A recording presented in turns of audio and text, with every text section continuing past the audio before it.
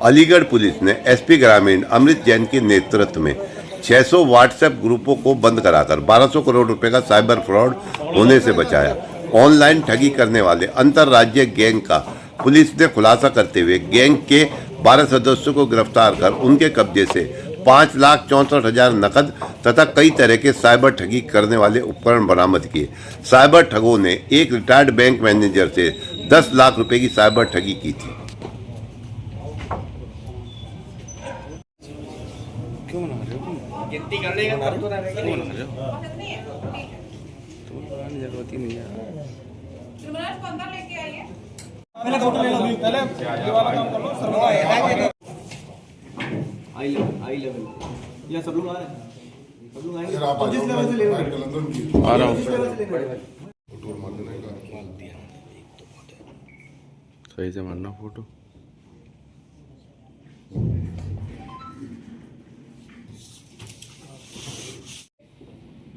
बारह अभियुक्तों को गिरफ्तार किया है और इनके कब्जे से साइबर फ्रॉड किए जाने के लिए जो भी सामान यूज होता है, जैसे कि फर्जी चेकबुक, फर्जी सिम, मोबाइल फोन्स, राउटर्स, ऐसे कई सामान इनके कब्जे से बरामद हुए।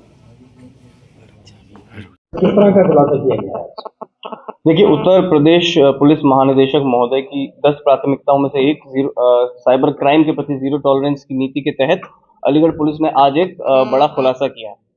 इसमें यह है कि 31 जनवरी को वादी श्री दिनेश चंद्र शर्मा, ये एक रिटायर्ड डीजीएम है पंजाब नेशनल बैंक के, इन्होंने आके हमें बताया कि इनके साथ पिछले 40 दिन लगभग 45 दिन से एक इन्वेस्टमेंट ग्रुप के माध्यम से एक साइबर ठगी हो रही थी, जिसमें कि इनके टोटल मिला के लगभग 1 करोड़ 10 लाख रुपए इनसे जिसमें इन्वेस्ट करवा लिए गए थे, और जिसे साइबर ठगों ने इनके कब्जे से लेके और वो पैसा तुरंत ही कैश और अलग अलग माध्यमों से बैंक चैनल से निकाल लिया था।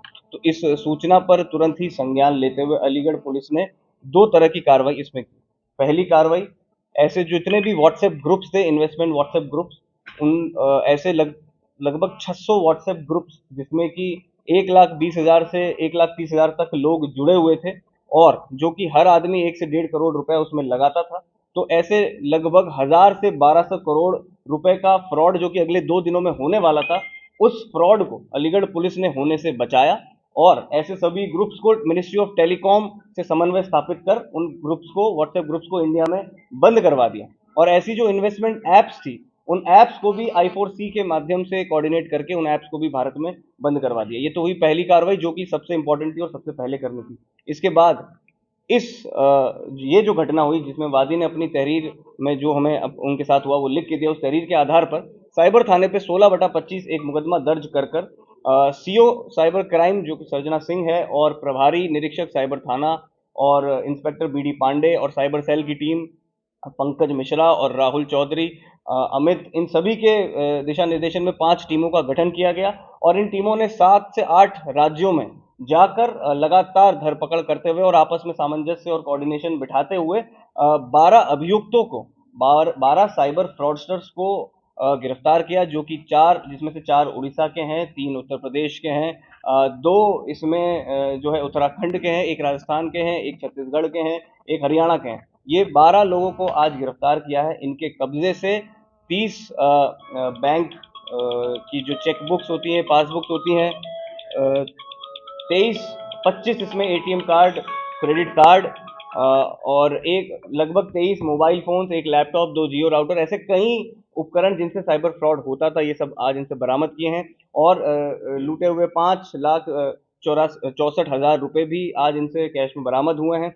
तो ये सभी बरामदगी के साथ आज अलीगढ़ पुलिस इन 12 साइबर फ्रॉडस्टर्स को एक सिंगल स्वीप पूरे इंडिया में जिसमें हमने किया है, जिसमें कि 5 टीमें हमारी लगी, उनको गिरफ्तार कर सभी बरामदगी के साथ आज माननीय न्यायालय के समक्ष अलीगढ़ पुलिस इन्हें पेश करेगी। अच्छा, मैं बता दूं, मैं पंजाब नेशनल बैंक का रिटायर्ड डिप्टी जनरल मैनेजर हूँ। मेरे साथ में फाइनेंशियल फ्रॉड हुआ था। शुरुआत में उन लोगों ने एक ग्रुप में छोटे सा लिंक भेजा कि इसमें से 35 से 40% रिटर्न पर वीक देंगे। मुझे विश्वास ही नहीं हुआ। मैं बैंक का खुद डीजीएम रहा, मैंने कहा बकवास है ये सब। तो इस सबको रजिस्टर किया मैंने। 2 नवंबर से वो लोग मेरे पीछे लगे थे, पर मैं रजिस्टर करता चला गया। 16 दिसंबर को फाइनली उन लोगों ने एक अपील की, अब थोड़ा सा अमाउंट लगा दीजिए। मैंने 5,000 रुपये लगा दिए, और उसके बाद जो रिटर्न उन्होंने दिखाने शुरू किए, 2 नवंबर से मैं देखता चला आ रहा था रिटर्न ग्रुप में, और फिर मेरे साथ में फिर पैसे लगाने शुरू किए। लोगों के रिटर्न थे, तो लगभग मैंने पाया कि काफ़ी लोग हज़ारों करोड़ तक पहुँच गए पैसे कमाने में। तो मैं सोचा यार मैं फिर मैं क्यों पीछे रहूँ, मैंने भी लगा दिया। फाइनली वो एक स्टेज पर पहुँचे जहाँ मुझे 3 करोड़ रुपये लगाने थे, और 3 करोड़ तो नहीं थे मेरे पास। तो बच्चे फैमिली से पूछा, पहली बार फैमिली से पूछा। That was my biggest mistake.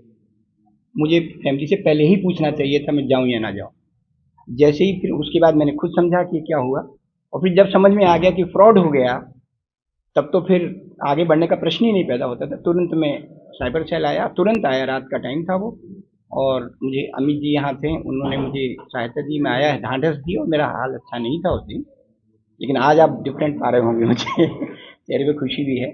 Finally मैं आके FIR दर्ज की, और उसके बाद मुझे ऐसा लगता है, सारी बात सुनने के बाद, 3 ऐसे कारण थे जो हमारे अमृतसर जी ने ऊपर रिपोर्ट भी किया होगा। एक तो मैं सीनियर सिटीजन था, जो कहा उन्होंने, मेरी पूरी जमा पूंजी उसमें चली गई थी, मेरा रिटायर्ड फंड सब जा चुका था, कुछ भी नहीं बचा मेरे पास।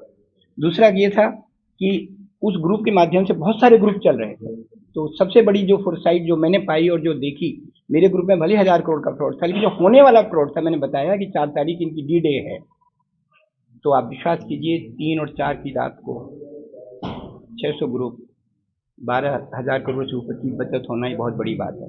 जिनका फ्रॉड हो चुका वो कैसे रिकवर हो गए, बात की बात है। और तीसरी जो सबसे बड़ी बात थी इनकी, मैंने पाई कि प्रिवेंशन के लिए बहुत ज़्यादा एकदम थे, और मुझे उन्होंने बहुत संतोष दिया। और इसके अलावा आपको कोई प्रश्न हो तो बताइए, फिर लास्ट में एक बात मैं जरूर कहूँगा। लास्ट का मैं 30 सेकंड की बात, आपके साथ कितने रुपए का फ्रॉड? 1 करोड़ 10 लाख के ऊपर का है। पुलिस से आप कितने आत्मनिर्भर रहे, किस तरह आपकी सहायता की जो संतुष्ट रहे पुलिस में? बहुत ज़्यादा संतुष्ट रहा हूँ, और सबसे बड़ी बात क्या है, चाहेंगे पुलिस? जी जी, क्या कहना चाहेंगे पुलिस में? पुलिस के बारे में मैं 3 बातें कहना चाहता हूँ। एक तो इन्होंने मेरी बात को ध्यान से सुना, बहुत ध्यान से सुना। दूसरा, मुझे बीच बीच में इमोशनल सपोर्ट दी, जिससे मैं स्टेबल हो पाया। तीसरी बात, मेरी बात से सुनकर वो डायमेंशन इन्होंने खोजी जो मुझे नहीं पता थी। मैंने तो अपने ग्रुप की जानकारी थी ना, पर इनके पास वो रिसोर्सेज थे कि बाकी ग्रुप्स को भी ये देख सकते थे। तो उसके मुझे बड़ा संतोष हुआ कि हम कोई यूजफुल हो रहे हैं बाकी लोगों के लिए। क्या अपील करना चाहेंगे जनता से 3 बातें सर। फैमिली से कुछ मत छिपाइए, कभी मत छिपाइए। दूसरा, ये जो लुभावने लाभ हैं उसकी ओर बिल्कुल आकर्षित मत हो। तीसरा, जो सबसे महत्वपूर्ण, अगर हो ही जाता है, तुरंत साइबर सेल आइए।